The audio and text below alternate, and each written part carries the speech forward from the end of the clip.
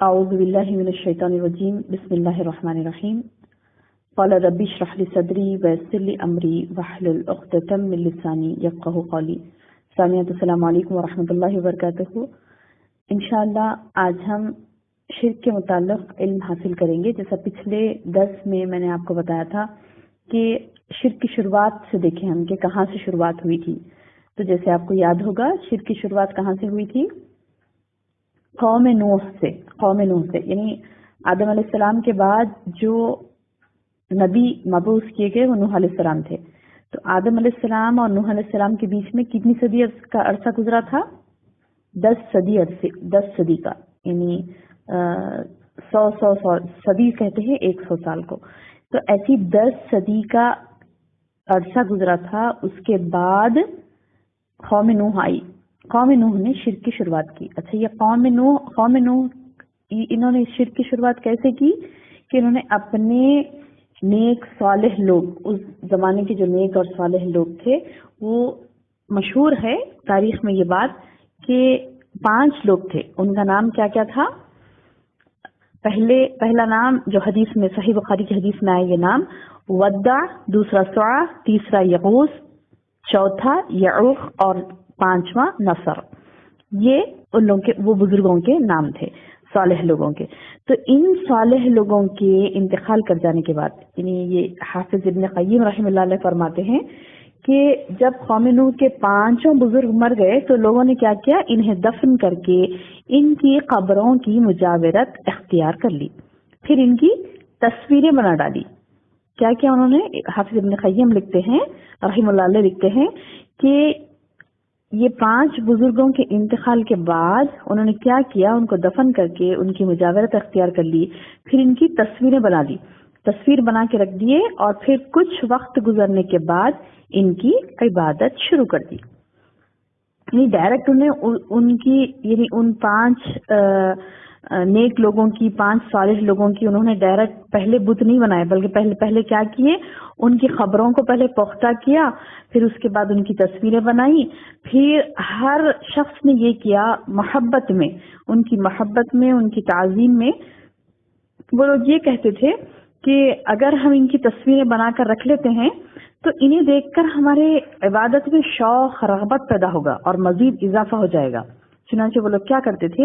یہ بت بنا کر، یہ بتوں کی پوجا نہیں کرتے تھے، وہ تصویروں کی یا وہ بتوں کی پوجا نہیں کرتے تھے، بلکہ کیا کرتے تھے؟ اس کو بازو رکھتے تھے، سائیڈ میں رکھتے تھے اور ایک اللہ کی عبادت کرتے تھے. لیکن ان کا کہنا یہ تھا کہ ہم ان کے ساتھ عبادت کرتے ہیں تو ہمیں عبادت میں مزہ آتا ہے یا ذوق پیدا ہوتا ہے. اس طریقے سے شیطان نے ان کے اندر ایک شرک کا بیج بویا.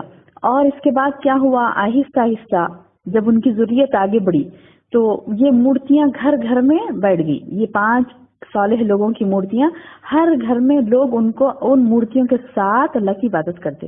اس کے بعد کیا ہوا؟ دھیرے دھیرے شیطان نے کیا کیا؟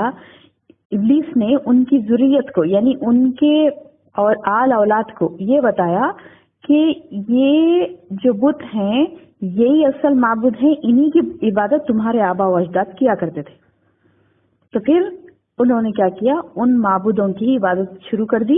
اللہ، یعنی ان بتوں کی جس کو وہ معبود بنا بیٹھے تھے، ان بتوں کی انہوں نے پوجا شروع کر دی، عبادت شروع کر دی، اور اللہ کی عبادت کا سرے سے ہی انکار کر دیا. تو یہ یعنی طویل عرصے کے بعد شرک، یعنی دنیا کی جب دنیا بنائی گئی، اللہ تعالیٰ نے دنیا کو بنایا تو اس کے بعد ایک طویل عرصے کے بعد، 10 صدیوں کے طویل عرصے کے بعد شرک کا آغاز ہوا. اب شرک کا آغاز ہوا، اس کے بعد نبی آئے. کون سے؟ نوح علیہ السلام آئے. نوح علیہ السلام نے اس کا بائیکاٹ کیا، یعنی ان کو سمجھایا کہ یہ شرک ہے، اس طریقے سے نہیں کرنا چاہیے. اس کے بعد دیکھتے ہیں ہم، اس کے بعد لوگ سدھر گئے، یعنی لوگ سدھر گئے، ان کو پتا چل گیا کہ یہ غلط ہے، نہیں کرنا چاہیے. یعنی جو سدھرے وہ سدھرے، جو نہیں سدھرے اللہ نے کیا کیا؟ اس قوم پر عذاب بھیجا. جیسے کہ آپ سب کو معلوم ہے نوح علیہ السلام کے قوم کا کیا، یعنی تقریباً اس وقت تقریباً ساری دنیا، تقریباً پوری دنیا پانی سے تباہ ہو گئی تھی، اور جو نوح علیہ السلام کی کشتی بج گئی تھی، یہ سب کو معلوم ہے. تو یہ تھی نوح علیہ السلام کے قوم کی شروعات. اب وہ جو بچے تھے وہ خالص توحید پر تھے. جو لوگ بچ گئے، جو نوح علیہ السلام کے ساتھ کشتی میں بیٹھ کر نکل گئے، وہ خالص توحید پر تھے. اس کے بعد کیا ہوا، چند عرصہ گزرا، یعنی چند صدیاں گزری. اس کے فوری بعد پھر موسیٰ علیہ السلام کی قوم میں پھر شرک شروع ہوا. وہ کیسے شروع ہوا؟ موسیٰ علیہ السلام کی قوم میں شرک، انہوں نے بچڑے کی پوجا شروع کر دی تھی، گائے کی بچڑے کی پوجا انہوں نے شروع کر دی تھی. پھر موسیٰ علیہ السلام کے بعد پھر موسیٰ علیہ السلام ان کو سختی کی، منع کی. اس کے بعد جو ہے نا ان کے خلاف جہاد کیا، اور موسیٰ علیہ السلام اور ہارون علیہ السلام نے ان کی خبر لی. پھر انہوں نے بچڑے کی پوجا کو چھوڑا، پھر توحید پر آ گئے. اس کے بعد پھر موسیٰ علیہ السلام گزر چکے، ہارون علیہ السلام گزر چکے. اس کے بعد پھر عیسیٰ علیہ السلام کی قوم آئی، اور وہاں پر بھی انہوں نے کیا کیا، عیسیٰ علیہ السلام کے زندہ رہنے تک وہ توحید پر قائم تھے. اس کے بعد انہوں نے کیا کیا کہ جیسے عیسیٰ علیہ السلام کو اللہ تعالیٰ نے اٹھا لیا، آسمان پر بلا لیا، اپنے پاس بلا لیا، اٹھا لیا.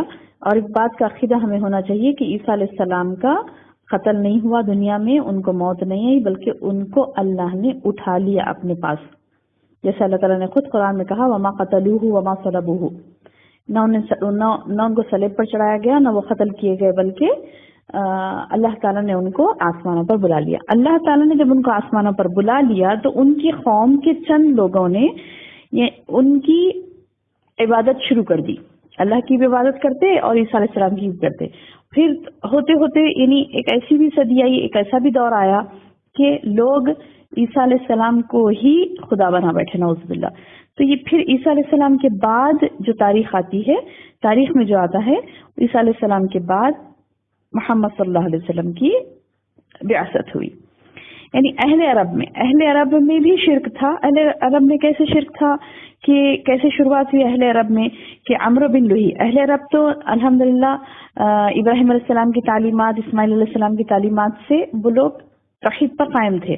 لیکن ابراہیم علیہ السلام اور اسماعیل علیہ السلام کے جانے کے بعد یعنی آہستہ آہستہ ایک ایسا دور آیا کہ عمرو بن لوہی نامی ایک شخص تھا، اس نے دین میں بگاڑ پیدا کیا. اور یہ بھی بہت اس دور کا ایک نیک شخص مانا جاتا تھا. یہ ایک نیک شخص مانا جاتا تھا، اور اس نیک شخص نے مشورہ دیا لوگوں کو کہ میں فلاں مقام سے آیا ہوں. ایک سفر پر گیا تھا، وہ سفر سے آنے کے بعد اس نے کہا کہ میں فلاں مقام سے آیا ہوں اور میں نے یہ 5 بت وہاں سے لائے، اور یہ بہت ہی یعنی بابرکت ہے، ان کی بھی ہم کو یعنی پوجا کرنی چاہیے یا پھر عبادت کرنی چاہیے. تو اس کی بات پر لوگ ایمان لا لیے، یعنی اس نے جو کہا اس کو سچ مان لیا. کس کو؟ عمرو بن لوہی کو. تو یہ شرک کی شروعات عرب میں ہوئی، اور اللہ کے رسول صلی اللہ علیہ وسلم نے اس چیز کو مٹایا. تو دیکھیے ایک مختصر سی تاریخ میں نے آپ کو بتائی. اچھا، محمد صلی اللہ علیہ وسلم نے جب مٹایا، پھر محمد صلی اللہ علیہ وسلم کی امت میں شرک کب ہوا؟ یہ بھی آخری بات سن لیجئے. محمد صلی اللہ علیہ وسلم کی امت میں شرک کب ہوا؟ جب امت کی 4 صدی ہجری کے بعد، یعنی محمد صلی اللہ علیہ وسلم کے ہجرت کرنے کی جب سے ہجری شروع ہوئی نا، تو 400 ہجری کے بعد، یعنی آپ صلی اللہ علیہ وسلم کے ہجرت کرنے کے اس کے بعد آپ صلی اللہ علیہ وسلم کے انتقال ہونے کے 400 سال بعد امت میں شرک پیدا ہوا. کیسے پیدا ہوا کہ امت محمدیہ کے سیم جیسے نوح علیہ السلام کے قوم نے صالح لوگوں کی خبریں بنائی اور وہاں سے شرک کی شروعات کی نا، تو وہ جو پہلے شرک کی شروعات ہوئی تھی، آخر نبی کی امت نے بھی یہی کیا کہ خبروں پر درگاہیں بنا لی، میلاد، بدعات ایجاد کی، اور یہ صالحین کے شان میں غلو کیا. اور ایسے ہی شرکیہ کام میں بگڑی ہوئی صوفیزم جو کہا جاتا ہے، وہ صوفیت کا بھی بڑا دخل ہوا. تو بہرحال یہ کہ انہوں نے اولیاء اللہ کی شان میں غلو کیا امت محمدیہ نے. تو یہ نوح علیہ السلام سے لے کر محمد صلی اللہ علیہ وسلم کی امت تک کا شرک ہے. تو اس کو ایک مرتبہ پھر غور سے سنیے گا انشاءاللہ. اس کے بعد میں آپ کو نیکسٹ درس میں انشاءاللہ ریلیٹ کر کے بتاؤں گی کہ یہ کیسے کیسے شرک کہاں پر اور کس طریقے سے لوگوں کے اندر داخل ہوا. اس کے اوپر مزید ہم علم اگلے درس میں حاصل کریں گے. السلام علیکم ورحمۃ اللہ وبرکاتہ.